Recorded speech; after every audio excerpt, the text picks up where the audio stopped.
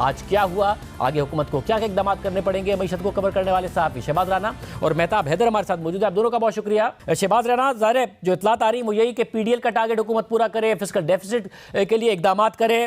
क्या हुकूमत को मजीद इकदाम ही करने पड़ेंगे? जो सख्त रवैया है क्या वो बरकरार है? हालांकि आज पहला दिन था, मगर उससे क्या तासुर मिल रहा है? जी बहुत शुक्रिया शाहजेब साहब। देखिए, उसी प्रेस रिलीज़ के अंदर एक जुमला था कि IMF ने उम्मीद जाहिर की है कि पाकिस्तान जो है वो तमाम जो रिक्वायरमेंट्स है वो पूरी करेगा।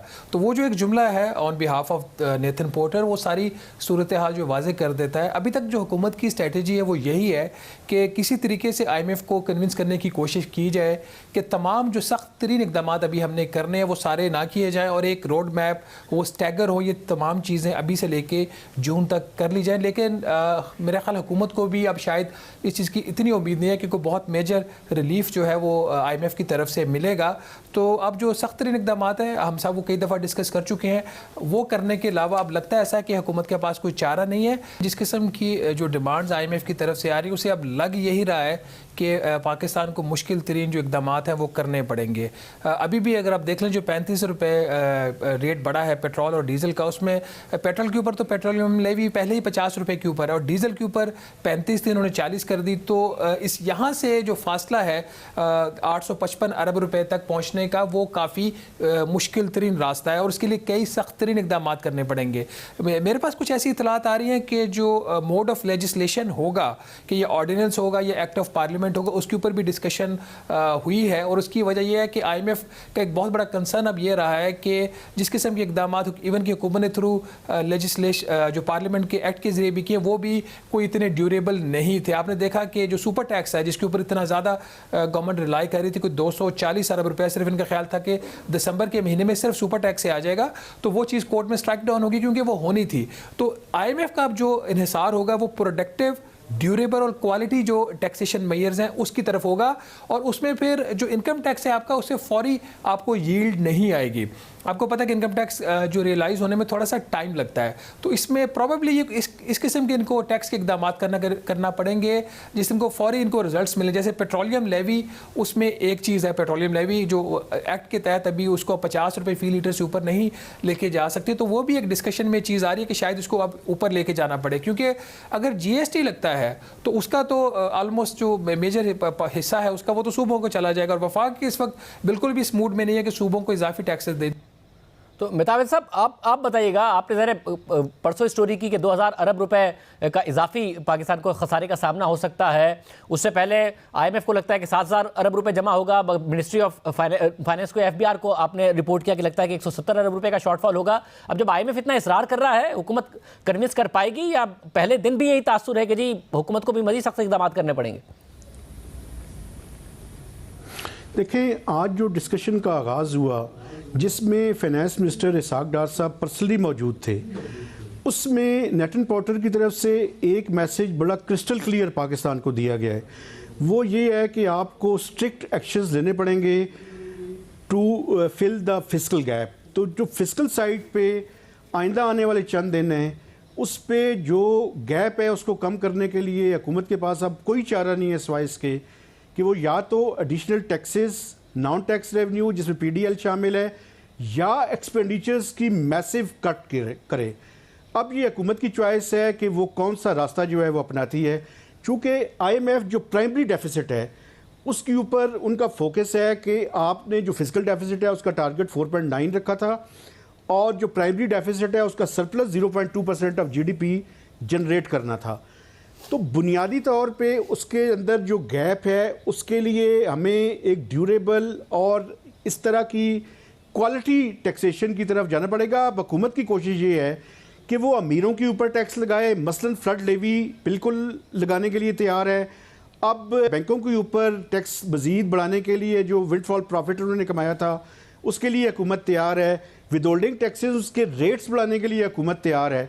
जो हुकूमत के लिए और डार साहब के लिए चैलेंज है वो मैं समझता हूँ कि उनके लिए सबसे बड़ा चैलेंज ये है कि एक तरफ तो एक्सचेंज रेट की डिप्रिसिएशन से इम्पोर्टेड इन्फ्लेशन आएगी, दूसरी तरफ अगर पेट्रोलियम लेवी के अंदर या GST ऑन पेट्रोलियम प्रोडक्ट्स लगता है तो उसके नतीजे में एक इन्फ्लेशन का मज़ीद तूफ़ान आएगा। और आज ही मिनिस्ट्री ऑफ फाइनेंस ने एक रिपोर्ट जारी की है जिसमें दोबारा से वो कह रहे हैं कि पाकिस्तान स्टैगफ्लेशन की तरफ बढ़ रहा है, जिसमें लो ग्रोथ और हायर इन्फ्लेशन है। और इन दोनों का कम्बिनेशन का मतलब ये है कि अनएम्प्लॉयमेंट में इजाफा होगा और गुर्बत में भी इजाफा होगा। तो इस तरह की सूरत हाल में एक बड़ा ही मुश्किल प्रोग्राम है जिस पे डॉक्टर साहब को जो है वो एग्री करना पड़ेगा, क्योंकि हमारे पास कोई और ऑप्शन नहीं है। ये बड़ी आम बात है कि ऑप्शन कोई नहीं रह गया है और 4 महीने के फैसलों की वजह से भी ऑप्शन मजीद महदूद हुए हैं। शहबाज राना, अब खुर्रम दस्तगीर साहब ने कह दिया कि बिजली की कीमतों में इजाफा ज़ेर गौर नहीं है, गुज़िश्ता दिनों का बयान आ गया। अब आपकी भी अपनी स्टोरी है कि सर्कुलर डेट जो मैनेजमेंट प्लान था हुकूमत का, उससे ही कोई 250 अरब रुपए इजाफी कर दिया, हालांकि उसमें कमी करनी थी। IMF कह रहा है कि रिवर्स करें आप सर्कुलर डेट में इजाफे को, तो करना पड़ेगा या आपके ख्याल में कोई ना कोई हुकूमत ने कोई तैयारी की है कि जिसकी वजह से कोई रास्ता निकल जाए? देखिए, खुर्रम दस्तगीर खान साहब कुछ भी कहें, उनकी ख्वाहिश हो सकती है, प्राइम मिनिस्टर की भी ख्वाहिश हो सकती है। अगर ये हुकूमत संजीदा है कि ये IMF के प्रोग्राम में रहना चाहती है और एक इनके साथ स्टाफ लेवल एग्रीमेंट करना चाहती है बाय 9 Feb, तो फिर इनको कुछ मुश्किल इकदाम करने पड़ेंगे। अब ये एक और सवाल है कि हम IMF को 3 रुपये पे 4 रुपये फी यूनिट पे मनवा लेते हैं, 7.5 रुपये पे मनवाते हैं, वो एक बात की बात है। बट इनको कुछ ना कुछ करना पड़ेगा। ऐसा है नहीं कि ये कुछ इनको वहाँ पे कोई रिलीफ मिल जाएगी। इनका बिल्कुल एक सर्कुलेटेड मैनेजमेंट प्लान एक इनका पहले भी बना था, जिसके अगेंस्ट आपने देखा इतनी ज़्यादा डेविएशन हुई है। और जब डेविएशन होती है तो उसका बोझ तो वहाँ पे डाल दिया जाता है, जैसे डालने की अभी तैयारी भी हो रही है, उसकी अकाउंटेबिलिटी नहीं हो रही। अब एक जो रिवाइज जो मेरी इतला है वो ये है कि एक रिवाइज सर्कुलेटेड मैनेजमेंट प्लान बन गया है। वो आजकल में IMF के साथ शेयर भी हो जाएगा, बट उसकी प्रैक्टिकलिटी का जो एस्पेक्ट है उसके अंदर वो कितना है, वो हमेशा उसके ऊपर सवालिया निशान रहता है। इसी सर्कुलेटेड मैनेजमेंट प्लान के साथ जो हमने IMF और वर्ल्ड बैंक दोनों के साथ शेयर किया था और एग्री किया था, उसी के अगेंस्ट डेविएशन हो रही है। तो कोई किसी के खिलाफ एक्शन नहीं हुआ। अब रिवाइज प्लान बन गया, कितना इफेक्टिव हो सकता है, कितना नहीं होता, इसके ऊपर मेरे हमेशा सवालिया निशान रहते हैं। और यही वजह है कि IMF अब इनके ऊपर उस लिहाज से ट्रस्ट करने को तैयार नहीं है। इसलिए वो कहते हैं जी आप अपफ्रंट ये सारे काम करें, आप टैरिफ इंक्रीज करें, आपने जो फ्यूल कॉस्ट एडजस्टमेंट पहले छोड़ी थी वो इंक्रीज करें, जो इसके साथ ही आपने जो एक जो स्टॉक पड़ा हुआ है सर्कुलर डेट का, उसको जो रिटायर करने का प्लान था उसको आपने रिटायर नहीं किया एज पर प्लान, तो उसको रिटायर करें, क्योंकि वहाँ पे कुछ जो पैसे पड़े हुए थे जो हमने सर्कुलर डेट को रिटायर करने में यूज़ करने थे, वो हुकूमत का शायद उनकी ख्वाहिश थी कि वहाँ से पैसा निकाल के हम एक्सपोर्टर्स को सब्सिडीज़ दे देंगे या जो चाइनीज़ IPPs हैं उनको रीपे पैसा कर देंगे, तो IMF आपको ये करने नहीं देगा। तो इट्स अ टफ टास्क। ख्वाहिशात अपनी जगह पे काम करना पड़ेगा इस दफ़ा। मेहताब अहमद साहब, आप बताइएगा, क्योंकि ये जो मिस कमिटमेंट्स का सिलसिला है गुज़िश्ता हुकूमत से चलता आ रहा है। 2,500 अरब रुपए पर सर्कुलर डेट पहुंच गया, 1,600 अरब रुपए पर तो गैस का भी पहुंच गया, 4,000 अरब रुपए से ऊपर का सामना है। मना सकती है हुकूमत किसी नए प्लान के तहत, या आपके ख्याल में करना ही पड़ेगा, शराइत माननी ही पड़ेंगी? देखिए, आप खुर्रम दस्तगीर साहब के बयान का हवाला दे रहे थे, ये उनकी विश लिस्ट तो हो सकती है, लेकिन आप देख लीजिएगा कि टैरिफ तो बढ़ाना पड़ेगा। हालांकि एक डिबेट है इसके ऊपर, और मैं भी ये समझता हूँ कि आप जब टैरिफ बढ़ाते हैं, सिर्फ पिछले 3 IMF के प्रोग्राम है जिसमें हर प्रोग्राम के अंदर 40 से 45% टैरिफ इंक्रीज़ हुआ है पाकिस्तान में पिछले 10-15 सालों में। लेकिन उसके बजाय आप ये देखें कि सर्कुलर डेट का इशू हल नहीं हुआ। उसकी वजह ये है कि वो जो रिक्वायर्ड स्ट्रक्चरल रिफॉर्म्स थी वो नहीं की गई।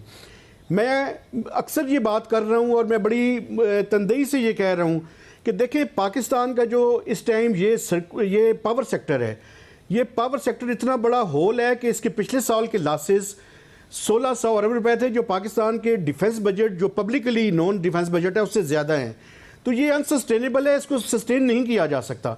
अभी भी जो सर्कुलर डेट का प्लान हुकूमत रिवाइज कर रही है, उसमें क्वार्टरली टैरिफ एडजस्टमेंट इन्होंने करनी है। जो फ्यूल एडजस्टमेंट इन्होंने डेफर की थी गर्मियों में, आपको याद होगा, उसकी कुछ ना कुछ रिकवरी करनी है। और तीसरा एक सरचार्ज इन्होंने लगाना है। तो अब ये देखना ये है कि किस जगह पे जाके ये IMF को कन्विंस करते हैं। लेकिन इस प्लान का जो सबसे बड़ा फ्लॉ है, वो फ्लॉ ये है सर कि इसके बावजूद एडिशनल सब्सिडी की रिक्वायरमेंट है, और IMF जो है वो अनबजटेड सब्सिडी देने के लिए बिल्कुल तैयार नहीं होगा। तो ये रिवाइज जो सर्कुलर डेट मैनेजमेंट प्लान है, ये भी मुझे मुश्किल लग रहा है कि ये IMF पे इसको कन्विंस कर लें। अब ये आइंदा आने वाले दिन जो है और जो निगोशिएशंस हैं, ये बड़ी टफ हैं, और देखना ये है कि हुकूमत किस टैरिफ पे जाके IMF को जो है वो कन्विंस कर पाती है।